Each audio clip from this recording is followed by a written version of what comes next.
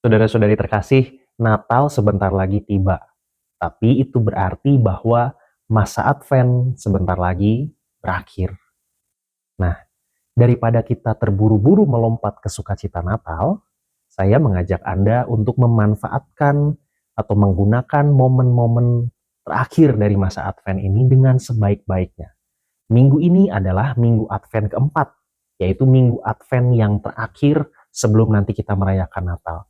Maka, mari kita memanfaatkan minggu ini atau pekan terakhir ini, momen-momen terakhir ini dengan sebaik-baiknya, menggunakannya untuk upaya pertobatan yang baik, sehingga nanti pada hari raya Natal, kita sudah punya diri kita versi yang baru, yang lebih baik dan siap untuk menerima Tuhan. Supaya pertobatan kita di akhir masa Advent ini semakin mantap, mari kita mengintip bacaan-bacaan liturgi yang akan kita dengarkan pada minggu Advent yang keempat dalam Insap, Intip, Sabda bersama dengan Frater Revi.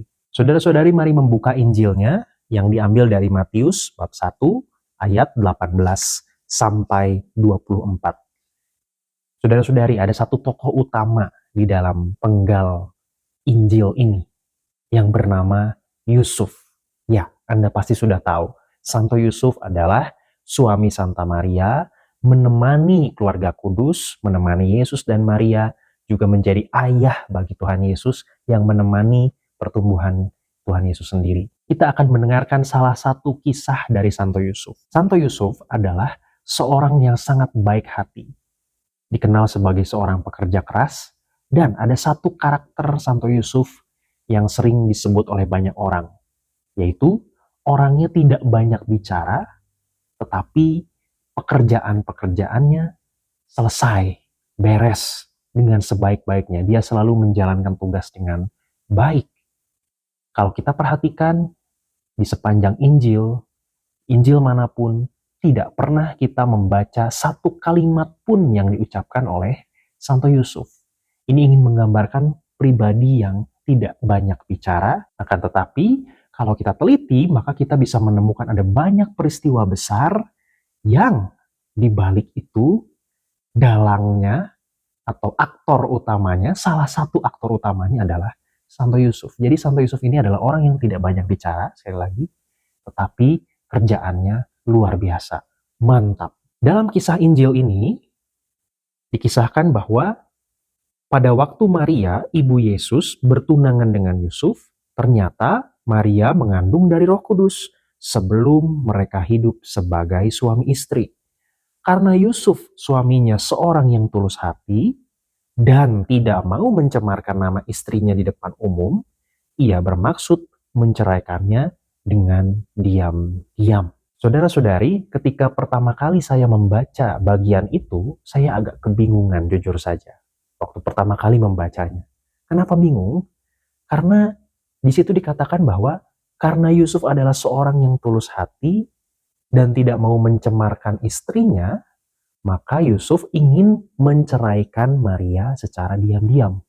Saya tidak menemukan hubungan logisnya. Apa hubungannya antara Yusuf mau menghormati Maria, Yusuf tulus hati tidak mau mencemarkan nama Maria, tetapi kemudian menceraikannya secara diam-diam. Kemudian barulah saya paham apa maksud dari teks ini ketika saya mencoba mendalami latar belakangnya, konteksnya. Ada apa di balik teks ini? Ternyata tradisi Yahudi atau hukum Taurat Yahudi itu mengatakan bahwa kalau ada seorang perempuan hamil duluan di luar nikah, maka kemungkinan besar berarti dia berhubungan dengan seorang laki-laki di luar nikah. Kan logika manusiawinya begitu. Berarti perempuan ini tercemar. Nah, kalau ada seorang laki-laki yang akan menikahi seorang perempuan yang sudah tercemar, menurut tradisi Yahudi, laki-laki ini nanti akan ikut tercemar. Begitu. Sekali lagi, kalau ada seorang laki-laki mau menikahi seorang perempuan, tapi seorang perempuannya ini itu ternyata ketahuan sudah hamil duluan di luar nikah, maka perempuan ini dianggap tercemar. Dan kalau ada laki-laki yang betulan menikahi dia, maka laki-laki ini juga melanggar hukum Taurat. Dia juga akan ikutan tercemar. Nah, logika inilah yang waktu itu ada atau digunakan oleh Santo Yusuf. Santo Yusuf itu dikatakan adalah seorang yang tulus hati. Dia itu orang baik, dia orang Yahudi yang setia, yang ingin menjalankan hukum Taurat. Maka ketika dia mengetahui bahwa Maria itu ternyata hamil duluan, dia kan pasti berpikir, oh jangan-jangan si Maria ini mungkin sudah berhubungan dengan orang lain gitu kan awalnya. Maka Yusuf yang adalah seorang Yahudi yang setia, yang ingin menjalankan hukum Taurat dengan baik, dia mempertimbangkan bagaimana ya caranya saya tetap menjadi seorang Yahudi yang setia di satu sisi, tetapi di sisi yang lain dia tidak mau mencemarkan nama Maria. Nah, kalau dia mau menjadi seorang Yahudi yang setia, dia seharusnya langsung saja menceraikan Maria secara publik, kemudian mengumumkan bahwa Maria ini adalah seorang wanita berdosa. Dia harus dihukum. Nah, kalau dia ketahuan ternyata hamil duluan, itu kan artinya dia sudah berbuat zina, dan kalau menurut hukum Taurat, seorang perempuan yang berbuat zina itu, yang ketahuan berbuat zina, akan diberi hukuman rajam, akan diberi hukuman mati, dilempari batu sampai mati. Nah, Yusuf ini, dia sekali lagi ingin menjadi seorang Yahudi yang setia, tapi tidak mau Maria kena hukuman. Maka dia mencari jalan tengah, bagaimana ya? Maka jalan tengah yang dipilih oleh Yusuf adalah, ya sudahlah, apa saya ceraikan saja dia secara diam-diam, supaya dia tetap menjalankan hukum Taurat sebagai seorang Yahudi yang setia, tapi Maria juga nggak ketahuan secara publik bahwa dia sudah hamil duluan. Maka menjadi masuk akal kalau dikatakan di dalam kitab suci, Yusuf ingin menghormati Maria, ingin menjaga nama baik Maria, tidak mau mencemarkan nama baiknya, sehingga dia mau menceraikan Maria secara diam-diam. Semoga logika ini bisa Anda pahami juga. Nah, lalu kita maju ke bagian berikutnya. Tetapi ketika Yusuf mempertimbangkan maksud itu, malaikat Tuhan tampak kepadanya dalam mimpi dan berkata, Yusuf, anak Daud, janganlah engkau takut mengambil Maria sebagai istrimu, sebab anak yang di dalam kandungannya adalah dari Roh Kudus. Saudara-saudari terkasih, ada satu kata kunci penting di situ yang tidak boleh terlewat. Dikatakan oleh malaikat bahwa Yusuf anak Daud. Saudara-saudari, Yusuf adalah keturunan Raja Daud. Dan Raja Daud itu adalah berada di bawah keturunannya suku Yehuda. Yehuda adalah salah satu suku dari 12 suku Israel. Kenapa kata kunci ini menjadi penting? Kenapa informasi bahwa Yusuf adalah anak Daud itu menjadi penting? Karena di dalam tradisi Yahudi, seorang Mesias itu diramalkan oleh para nabi berasal dari keturunan Raja Daud. Raja Daud itu adalah seorang raja yang dianggap hebat. Dan menurut ramalan para nabi, Mesias itu yang dijanjikan oleh Tuhan itu yang akan suatu hari nanti akan datang sebagai penyelamat, itu datangnya dari keturunan Daud. Nah, kata-kata Yusuf anak Daud, nah itu ingin menegaskan kepada para pembaca Injil Matius bahwa nih loh, Mesias yang akan dilahirkan ini itu punya garis keturunan dari Raja Daud, karena bapaknya meskipun bukan bapak biologis, tetapi secara legal bapaknya Yesus itu kan Santo Yusuf, karena orang Yahudi menganut prinsip patriarkal, jadi melihat garis keturunan itu dari garis bapaknya. Maka secara legal Yahudi, Yesus itu ikut keturunannya atau garis keturunannya Yusuf sebagai bapak legalnya. Nah, dan Yusuf ini adalah turunan dari Raja Daud. Maka ingin ditegaskan bahwa ini adalah Mesias yang beneran diramalkan oleh para nabi. Cocok dengan apa yang dinubuatkan sejak lama oleh para nabi, yaitu Mesias yang lahir dari garis keturunan Daud. Lalu kalimat berikutnya dari malaikat adalah, jangan takut mengambil Maria sebagai istrimu. Jangan takut, karena anak yang ada di dalam kandungannya itu dari Roh Kudus. Kalimat ini ingin memastikan kepada Yusuf bahwa Maria itu bukan wanita yang berdosa, yang berzina sama orang. Karena anak yang ada di dalam kandungannya itu dari Roh Kudus, bukan dari hasil berhubungan dengan seorang laki-laki. Maka dengan pernyataan itu, harapannya Yusuf jadi tidak takut untuk melanjutkan rencananya untuk menikah dengan Maria. Maria akan melahirkan anak laki-laki dan engkau akan menamai dia Yesus.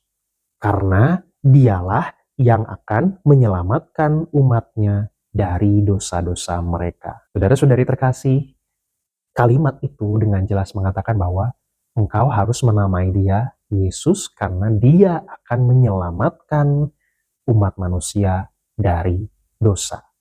Kata Yesus sendiri, nama Yesus, kalau ditelusuri asal katanya, itu artinya adalah Allah yang menyelamatkan. Maka masuk akal kalau di dalam teks dikatakan, engkau harus menamai dia Yesus karena dia akan menyelamatkan manusia dari dosa. Kemudian lanjutannya, hal itu terjadi supaya genaplah firman Tuhan yang disampaikan oleh Nabi.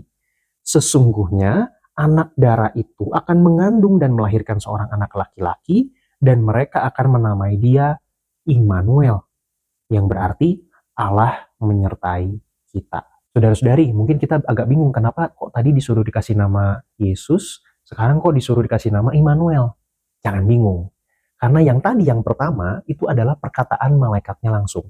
Kamu harus menamai dia Yesus. Sementara kalimat yang kedua yang ada nama Immanuelnya itu bukanlah perintah Tuhan melalui malaikat kepada Yusuf, bukan, tetapi kata-kata nabi, nubuat seorang nabi. Nabi siapa? Nanti akan kita lihat sesudah ini. Tapi yang jelas, ini adalah kutipan dari kitab seorang nabi. Kalimat itu ingin menegaskan kembali bahwa anak ini itu adalah anak yang sudah dinubuatkan.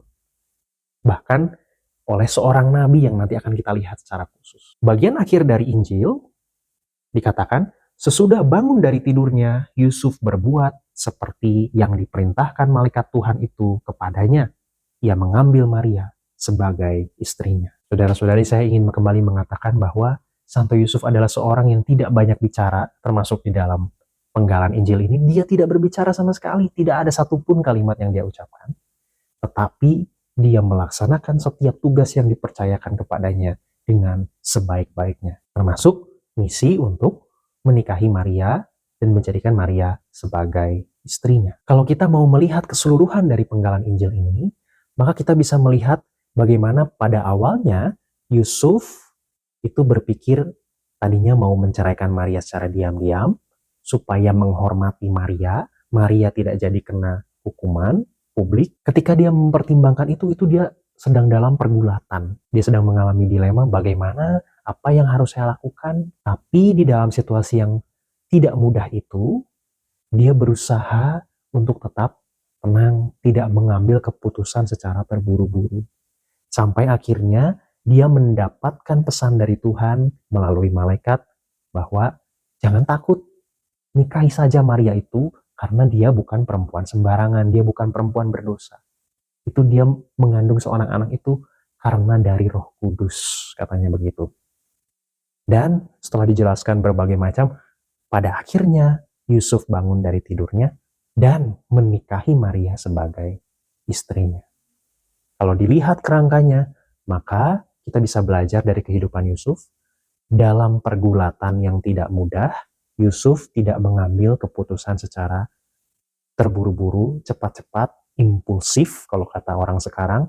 Tidak, dia berusaha untuk mengambil waktu, mencari keputusan yang terbaik, sampai akhirnya dia masuk ke dalam dialog bersama dengan Tuhan melalui malaikat. Kemudian setelah dialog itu, barulah dia mengambil keputusan karena segala sesuatunya sudah lebih jelas. Maka saudara-saudari, kalau kita mau belajar dari pergulatannya Santo Yusuf, kita juga bisa belajar mengambil dan menerapkannya dalam kehidupan kita sehari-hari. Di dalam pergulatan, hendaknya kita tidak terburu-buru mengambil keputusan. Karena biasanya di dalam pergulatan, emosi kita sedang tidak stabil. Dalam keadaan emosi yang tidak stabil, biasanya pikiran kita, logika kita, akal sehat kita kurang berfungsi dengan baik. Kita menjadi kurang bijak biasanya. Maka ada baiknya kalau selagi kita masih punya waktu lebih, jangan terburu-buru mengambil keputusan. Jangan mengambil keputusan ketika kita sedang berada dalam situasi yang sangat down, jatuh. Sebaliknya, jangan pula terburu-buru mengambil keputusan kalau kita sedang dalam kondisi yang terlalu happy, terlalu senang. Karena ketika kita dalam kondisi yang terlalu happy dan terlalu senang juga, biasanya emosi kita tidak stabil. Akal sehat kita biasanya kurang berjalan dengan baik. Maka saat yang terbaik untuk mengambil keputusan itu adalah ketika kita tenang. Ketika kita biasa-biasa saja. Tidak sedang melonjak terlalu happy, juga tidak sedang dalam kondisi yang sangat jatuh. Nah, momen yang biasa, yang tenang, yang stabil, itulah momen yang paling tepat untuk mempertimbangkan sesuatu. Dan yang kedua, jangan lupa, selain Yusuf tidak terburu-buru, dia juga berdialog dengan Tuhan melalui malaikat. Kita pun bisa melakukan itu. Dialog dengan Tuhan itu dibangun lewat apa? Lewat doa tentu saja. Maka unsur kedua, selain tadi tidak terburu-buru, unsur yang kedua adalah bawalah di dalam doa. Setiap pergulatan hendaknya dibawa dalam doa supaya kita bisa menemukan kehendak Allah.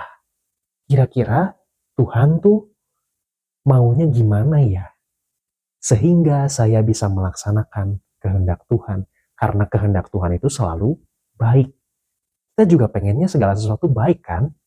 Maka kalau kita pengen segala sesuatunya baik, marilah kita berdialog dengan Tuhan yang Sang Maha Baik ini, supaya apa yang kita lakukan sungguh selaras dengan kehendak Sang Maha Baik itu. Nah, saudara-saudari, marilah sekarang kita melihat bacaan pertama yang diambil dari kitab Nabi Yesaya, bab 7, ayat 10 sampai 14. Inilah yang tadi saya sebut di dalam bacaan Injil, nubuat seorang nabi yang mengatakan bahwa ada seorang anak darah yang akan mengandung dan akan melahirkan seorang anak, dan dia akan diberi nama Immanuel. Nubuat nabi siapa? Nah, inilah nubuat nabinya yang akan kita baca bersama-sama dalam bacaan pertama. Saudara-saudari yang terkasih, bacaan pertama ini mengisahkan seorang raja yang bernama Ahaz. Ahaz adalah seorang raja Yehuda. Raja Yehuda itu adalah raja turunannya Daud langsung. Untuk memahami teks bacaan pertama ini, kita hendaknya mengetahui dulu latar belakangnya. Nah, latar belakangnya adalah Ahaz itu waktu itu, seorang raja Yehuda ini, sedang tidak punya putra mahkota, tidak punya penerus. Maka dari itu sebetulnya Ahaz ini posisinya sedang agak goyang. Di tengah situasi yang goyang ini, dia kemudian menjalin relasi dengan kerajaan-kerajaan tetangga supaya dia punya posisi yang cukup aman lah. Kalau misalnya seandainya di dalam kerajaannya ada yang mau menggoyang-goyang posisi dia, dia punya backing dari kerajaan sebelah. Nah, tapi ada satu hal yang dilupakan oleh Ahaz, bahwa dia punya Tuhan. Dia punya Tuhan yang seharusnya jadi backing utamanya dia. Tapi dia malah mencari backing ke tempat lain, yang adalah manusia. Nah, di dalam situasi semacam itu, kemudian Yesaya ngobrol dengan Ahaz. Kemudian Yesaya mengatakan atau menyampaikan firman Tuhan kepada Ahaz. Karena Yesaya adalah seorang nabi, maka dia adalah perantara firman Tuhan untuk Ahaz. Dan yang dikatakan oleh Yesaya adalah, mintalah suatu pertanda dari Tuhan Allahmu. Entah itu sesuatu dari dunia orang mati yang paling bawah, entah sesuatu dari tempat tertinggi yang di atas. Ahaz diminta, sok mintalah tanda kepada Tuhan. Kalau kamu nggak percaya sama Tuhan, sok mintalah pertanda kepada Tuhan. Supaya Tuhan menunjukkan kepada Ahaz bahwa Tuhan itu menjadi backingnya Ahaz. Mintalah pertanda kepada Tuhan. Akan tetapi, si Ahaz ini malah kurang ajar dia. Aku tidak mau minta, aku tidak mau mencobai Tuhan. Saudara-saudari terkasih, seakan-akan Ahaz ingin terlihat saleh dengan mengatakan bahwa aku tidak mau mencobai Tuhan, nggak usah, gitu. Padahal di balik itu, sebetulnya dia bukannya tidak mau mencobai Tuhan, tapi karena dia sudah telanjur percaya pada kerajaan-kerajaan tetangga yang menjadi backingnya dia. Jadi sebetulnya jawaban itu adalah jawaban yang munafik, bukan jawaban yang saleh. Maka berkatalah Nabi Yesaya kepada Ahaz, baiklah, dengarkanlah hai keluarga Daud, Nah, dikatakan di situ keluarga Daud, artinya keluarga Ahaz. Belum cukupkah kamu melelahkan orang sehingga kamu melelahkan Allahku juga? Sebab itu Tuhan sendirilah yang akan memberikan kepadamu suatu pertanda. Sesungguhnya seorang wanita muda akan mengandung dan melahirkan seorang anak laki-laki. Ia akan menamai dia Immanuel. Nah, itulah kata-kata yang tadi kemudian dikutip di dalam Injil Matius. Dikatakan bahwa ada seorang nabi yang menubuatkan bahwa akan ada seorang dara yang akan melahirkan seorang anak laki-laki dan menamai dia Immanuel. Ini persis kata-katanya ada di dalam bacaan pertama. Yang ada di dalam bacaan pertama ini, nubuat tentang seorang anak yang akan lahir itu memiliki dua makna. Yang pertama makna jangka pendek, yang kedua makna jangka panjang. Makna jangka pendeknya adalah kelahiran seorang anak dari Ahaz. Sebetulnya Yesaya mengatakan kepada Ahaz, sudahlah, kamu tuh gak usah nyari backing ke tempat lain gitu. Backingnya itu Tuhan saja. Dan Tuhan itu akan mengamankan posisimu karena nanti ada seorang wanita muda yang akan melahirkan seorang anak laki-laki. Dengan mengatakan itu, Yesaya ingin menubuatkan bahwa sebentar lagi tuh Ahaz akan punya putra mahkota loh. Jadi kamu tuh gak usah takut, tenang saja. Dan memang betul, Ahaz itu nantinya akan punya seorang anak yang bernama Hizkia.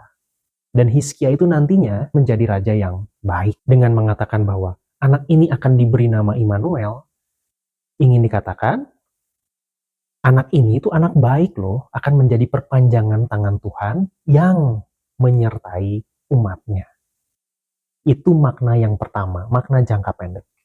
Tapi ada makna jangka panjang. Nah, apa makna jangka panjangnya? Makna jangka panjangnya adalah yang tertulis di Injil Matius. Artinya, Immanuel, anak yang dilahirkan oleh seorang anak darah ini, adalah Sang Mesias yang baru nanti akan diceritakan dalam Injil Matius, yang nantinya akan dilahirkan oleh Maria itu, yang akan diberi nama Yesus. Dengan kata lain, pernyataan di dalam nubuat Yesaya ini sekali lagi punya makna ganda. Ada makna jangka pendek, yaitu nubuat tentang kelahiran Hizkia, anaknya Ahaz yang nanti akan jadi raja yang baik. Yang kedua, nubuat tentang kelahiran Yesus, Sang Mesias yang akan dilahirkan oleh Maria. Dengan membaca teks bacaan pertama ini, maka kita semakin yakin bahwa kelahiran Yesus itu sudah dinubuatkan sejak lama oleh para nabi. Salah satunya adalah oleh Nabi Yesaya di dalam bacaan pertama ini, yaitu Yesaya bab 7 ayat 10 sampai 14. Kemudian saudara-saudari, mari kita lihat ke bacaan yang kedua dari Roma bab 1 ayat 1 sampai 7. Dari Paulus, hamba Kristus Yesus yang dipanggil menjadi rasul dan dikuduskan untuk memberitakan Injil Allah. Injil itu dahulu telah dijanjikan dengan perantaraan para nabi dalam kitab-kitab suci. Paulus sekali lagi mengulang apa yang dari tadi kita sedang bicarakan.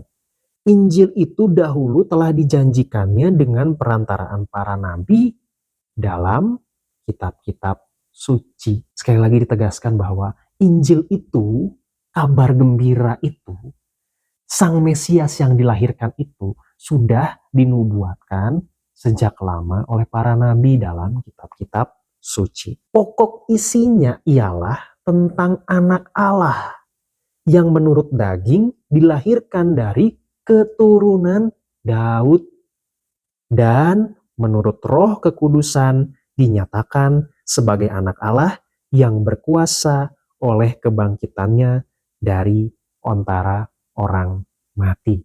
Sekali lagi ditegaskan, Mesias itu, Yesus itu lahir dari keturunan Daud karena Yusuf adalah keturunan Daud. Kalau Yusuf adalah keturunan Daud, maka dari Daud masih ada turunan sampai ke Raja Ahaz yang tadi kita temukan dalam bacaan pertama. Ahaz punya anak yang namanya Hizkia tadi, yang raja yang baik. Terus kalau misalnya terus diikuti jalur keturunannya, maka sampailah juga nanti ujung-ujungnya kepada Yusuf, karena Yusuf juga turunan dari Daud. Maka bacaan pertama dan bacaan Injil ini nyambung sebetulnya. Masih satu kesatuan, masih satu sejarah keselamatan yang sama, yang nyambung, berkesinambungan. Maka saudara-saudari, lewat kisah sampai Yusuf, lewat nubuat dari Nabi Yesaya, juga lewat surat dari Paulus kepada umat di Roma, semoga itu melengkapi usaha kita dalam pertobatan di hari-hari terakhir masa Advent tahun ini. Menjelang Natal, kita belajar dari Santo Yusuf untuk tidak banyak bicara. Sekali lagi, Santo Yusuf tidak pernah ditemukan di dalam Alkitab, berbicara satu kalimat pun tidak ada.